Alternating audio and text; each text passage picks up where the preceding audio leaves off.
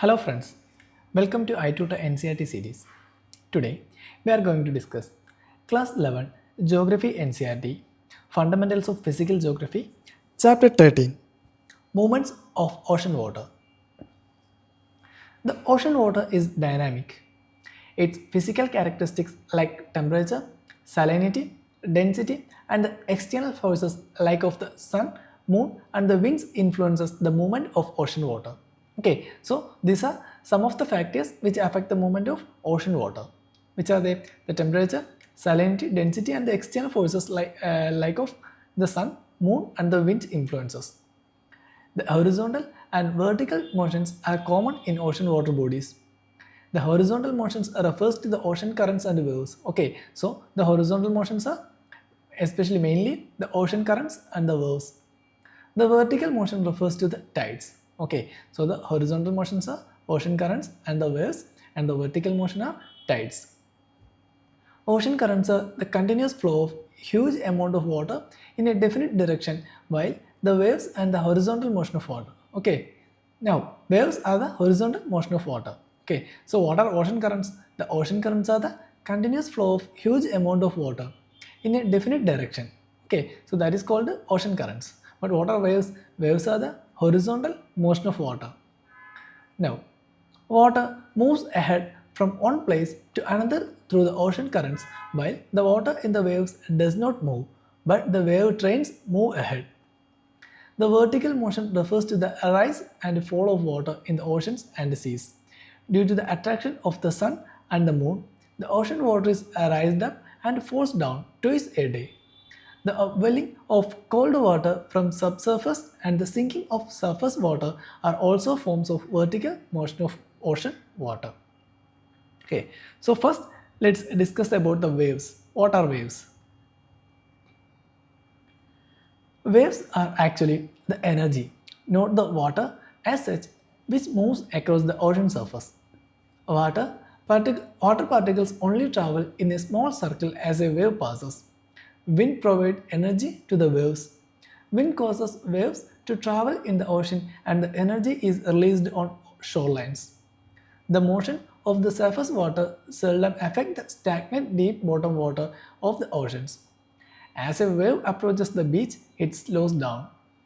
This is due to the friction occurring between the dynamic water and the sea floor. Okay, so why the wave becomes slow when it reaches the beach? Because this is due to the friction occurring between the water and the sea floor. And when the depth of the water is less than half of the wavelength of the wave, the waves breaks. The largest waves are found in the open oceans. Waves continue to grow larger as they move and absorb energy from the wind. Now, most of the waves are caused by the wind driving against water. When a breeze of 2 knots or less blows over calm water, small ripples form and grow as the wind speed increases until white caps appear in the breaking waves. Waves may travel thousands of kilometers before rolling ashore, and it breaking and dissolved as surf. Okay, so the final condition of wave or final situation of wave, that is the surf. Now, the wave's size and shape reveal its origin. Steep waves are fairly young ones and are probably formed by local winds. Okay, so the size and shape reveal its origin. The wave's size and shape reveals its origin. First one, the steep waves, they are fairly young ones and they are probably formed by local winds. Now, slow and steady waves, they are mainly originated from far away places, possibly from another hemisphere. Okay, so the first one is steep waves and they are fairly young ones and they are probably formed by local winds. And second one, the slow and steady waves, they are mainly originated from a far away places, maybe it from another hemisphere. The maximum wave height is determined by the strength of the wind, that is how long it blows and the area over which it blows in a single direction. Okay, so the maximum wave height, that is determined by the strength of the wind. Okay, that is how long it blows and the area over which it blows in a single direction. Now, waves travel because wind pushes the water body in its course while gravity pulls the crest of the waves downward. The falling water pushes the former troughs upward and the waves moves into a new position. The actual motion of the water beneath the waves is a circular. It indicates that things are carried up and forward as the wave approaches and down and back as it passes. Okay. Now, characteristics of waves.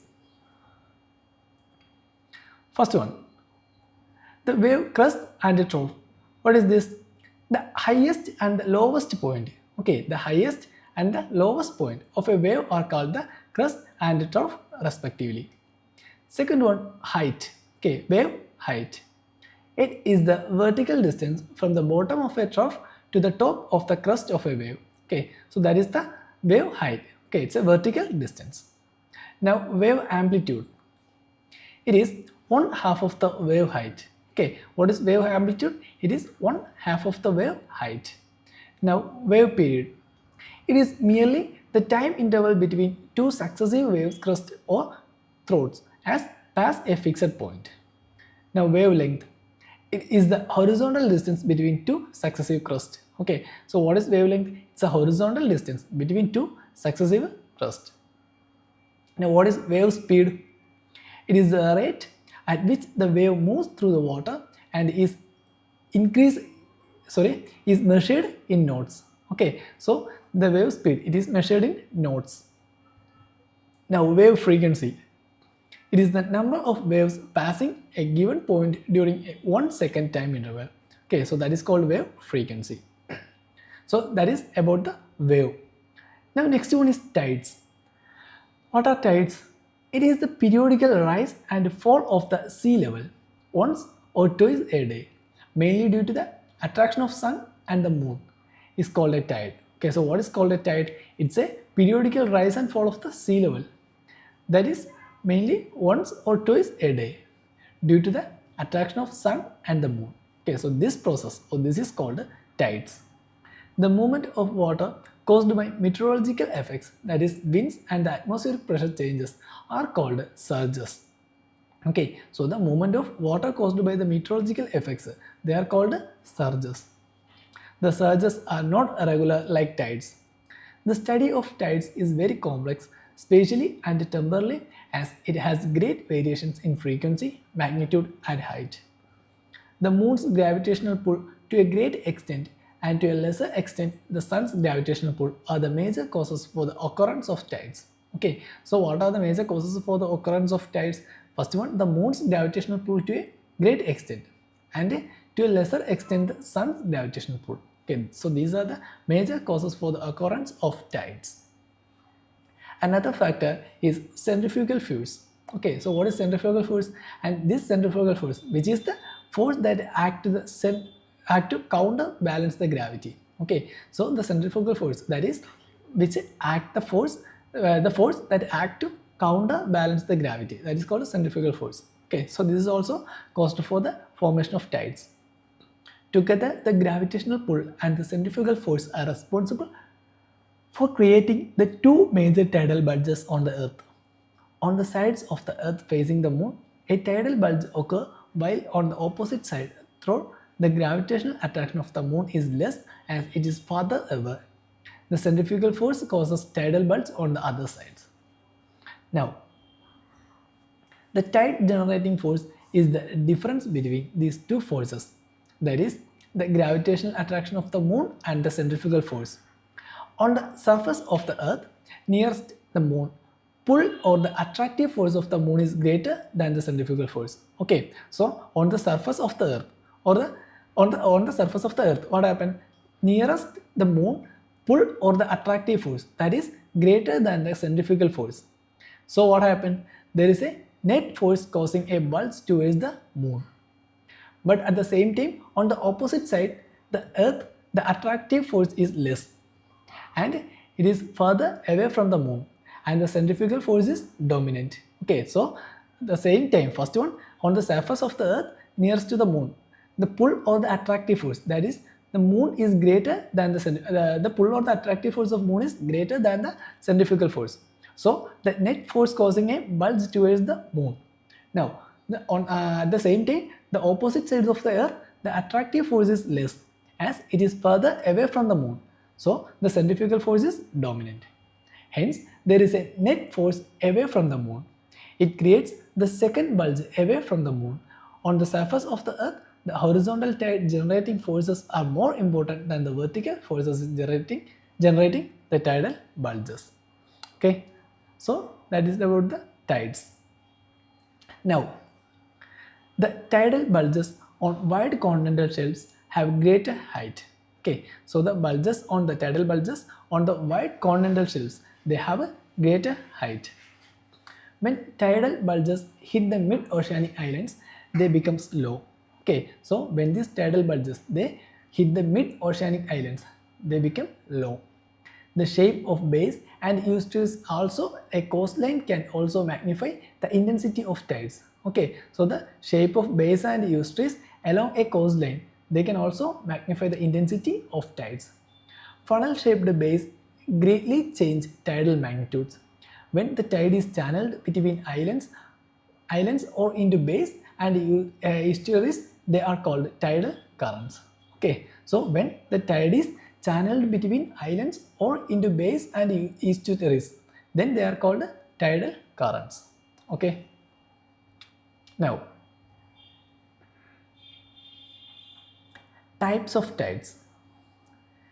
Tides vary in their frequency, direction and movement from place to place and also from time to time. Tides may be grouped into various types based on their frequency of occurrence in one day or 24 hours or based on their height. Tides based on frequency. Semi-diurnal tides, that is the most common tidal pattern, featuring 2 high tides and 2 low tides each day. Okay, so the semi-diurnal tide is the most common tidal pattern, that is first one, the 2 high tides and 2 low tides each day. The successive high or low tides are approximately of the same height. Okay, so the successive high or low tide, they are approximately of the same height. That is called a semi-diurnal tide. Next one is diurnal tide. There is only one high tide and one low tide during each day. Okay, so semi-diurnal means the most common tidal pattern, that is 2 high tides and 2 low tides each day. But diurnal tide means there is only one high tides and one low tide each day. The successive high and low tides are approximately of the same height. Now, mixed tide. Tides having variations in height are known as mixed tides. Okay, so they have variations in height and they are known as mixed tides. These tides generally occur along the west coast of North America and on many islands of Pacific Ocean. Tides based on sun, moon and the earth positions. Tides based on the sun, moon and the earth position. The height of rising water, that is high tide, varies appreciably depending upon the position of the sun and the moon with respect to the earth. Spring tides and neap tides come under this category. Okay, so spring tides and the neap tides, they come under this category. So what is spring tides and neap tides? Look at this. The position of both the sun and the moon in relation to the earth has direct bearing on the tide height. When the sun, the moon and the earth are in straight line, the height of the tide will be higher. Okay, so when the sun, the moon and the earth are in a same line, then what happened? The height of the tide will be higher. These are called spring tides and they occur twice a month. One on full moon period and another during new moon period. Okay, so that is called spring tides. Next one is neap tide. Normally, there is a 7-day interval between the spring tides and the neap tides. At this time, the sun and the moon are at right angles to each other and the forces of the sun and the moon tend to counteract one another. Okay, so in this time what happened? The sun and the moon are in a right angle. Okay, so they are like in a right angle. So what happened? Each other and the forces of the sun and the moon tend to counteract each other. The moon's attraction through more than twice as strong as sun's is diminished by the counteracting force of the sun's gravitational pull.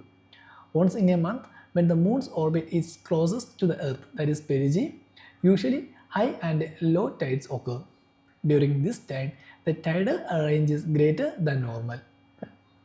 2 weeks later, when the moon is farthest from the Earth, that is apogee, the moon's gravitational force is limited and the tidal ranges are less than their average heights. Now, when the Earth is closest to the Sun, that is perihelion, around 3rd January each year, tidal ranges are also much greater with unusually high and unusually low tides. When the Earth is farthest from the Sun, that is aphelion, around 4th July each year, tidal ranges are much less than average. The time between the high tide and low tide, when the water level is falling, is called the ebb. Okay, so the time between the high tide and low tide, when the water level is falling, and this is called ebb. And the time between the low tide and the high tide, when the tide is rising or the water level is rising, that is called flow or flood. Okay, so that's about the tides. Importance of tides. Since tides are caused by the Earth, Moon, Sun's position, which are known accurately, the tides can be predicted well in advance. This helps the navigators and fishermen plan their activities. Tidal flows are of great importance in navigation. Tidal heights are very important, especially harbors near rivers and within estuaries having shallow boards at the entrance which prevent ships and boats from entering into the harbor. Tides also helpful in distilling the sediments and in removing polluted water from the river estuaries. Tides are used to generate electrical power, especially in Canada, France, Russia and China. A 3 megawatt tidal power project at Durgadhani in Sundarbans of West Bengal is underway. Okay. Now, ocean currents. Ocean currents are like a river flowing ocean. They represent a regular volume of water in a definite path and direction. Ocean currents are influenced by two types of force, namely the primary force that initiated the movement of water and the secondary forces that influence the current to flow. The primary forces that influence the currents are heating by solar energy, wind, gravity, Coriolis force. Okay, so these are the primary forces. Okay, heating by solar energy, wind, gravity and Coriolis force. Heating by solar energy causes the water to expand. That is why near the equator, the ocean water is about 8 cm higher in level than in the middle latitudes.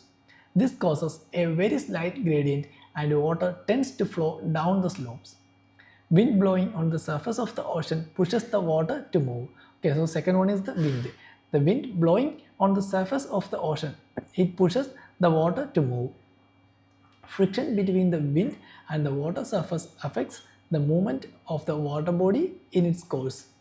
Now, gravity. The gravity tends to pull the water down the pile and create gradient variations. The Coriolis force intervenes and causes the water to move to the right in the northern hemisphere and to the left in the southern hemisphere.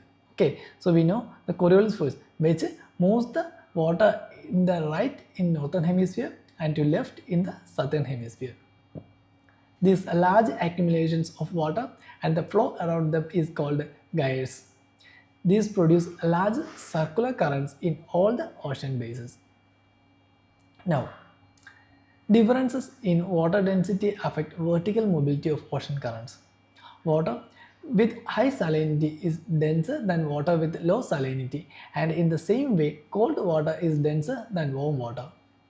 Denser water tends to sink, while relatively lighter water tends to rise. Cold water ocean currents occurs when the cold water at the poles sinks and slowly moves towards the equator. Warm water currents travels out from the equator along the surface, flowing towards the poles to replace the sinking cold water. Now, types of ocean currents. The ocean currents may be classified based on their depth as surface currents and deep water currents. Surface currents constitute about 10% of all the water in the oceans. These waters are the upper 400 meters of the ocean. Deep water currents make up the other 90% of the ocean water. These waters move around the ocean basins due to the variations in the density and gravity. Deep water sinks into the deep ocean basins at high latitudes where the temperature are cold enough to cause the density to increase. Now, ocean currents can also be classified based on temperature as cold currents and warm currents. The cold currents bring cold water into warm water areas, and these currents are usually found in the west coast of the continents in the low and middle latitudes and on the east coast in the higher latitudes in northern hemisphere. Okay, so these currents, that is the cold currents, they are mainly found in the west coast of the continents in low and middle latitudes. Okay, that is true in both hemispheres, and the east coast in the higher latitudes in northern hemisphere. Now second one, the warm water. The warm water bring warm water into cold water areas and are usually observed on the east coast of continents in the low and middle latitudes. That's in both hemispheres, and in northern hemisphere they are found on the west coast of continents in high latitudes. Now, major ocean currents. The major ocean currents are generally influenced by the stresses exerted by the prevailing winds and Coriolis forces. The oceanic circulation pattern roughly corresponds to the Earth's atmosphere in circular pattern. The air circulation over the oceans in the middle latitudes is mainly anticyclonic, that is more pronounced in the southern hemisphere than in the northern hemisphere. The oceanic circulation patterns also corresponds with the same at higher latitudes where the wind blows mostly cyclonic. The oceanic circulation follows this pattern. In regions of pronounced monsoonal flow, the monsoon winds influences the current movements due to the Coriolis force. The warm currents from low latitudes tend to move to the right in northern hemisphere and to the left in the southern hemisphere. The oceanic circulation transport heat from one latitude belt to another in the manner similar to the heat transported by the general circulation of the atmosphere. And the cold water of the Arctic and Antarctic circles move towards the warmer water in tropical and equatorial regions, and while the warm water of the lower latitudes move polewards. Now, what are the effects of ocean currents? Ocean currents have a number of direct and indirect influences on human activities. West coast of the continents in tropical and subtropical latitudes, except close to the equator, are bordered by cool waters. The average temperatures are relatively low with a narrow diurnal and annual ranges. There is fog, but generally the areas are arid.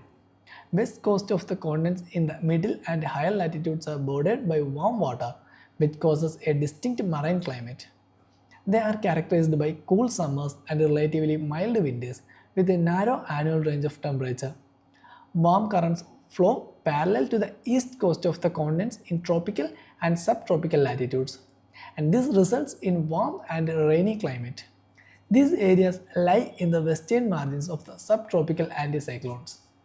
The mixing of warm and cold currents help to replenish the oxygen and favor the growth of the planktons, the primary food for fish population. Okay, so the mixing of warm and cold currents, this help to replenish the oxygen and favor the growth of planktons, and these planktons are the primary food for the fish population, and the best fishing grounds of the world exist mainly in this mixing zone. Okay, so the world's best fishing grounds, they are mainly found in the mixing of warm and cold currents.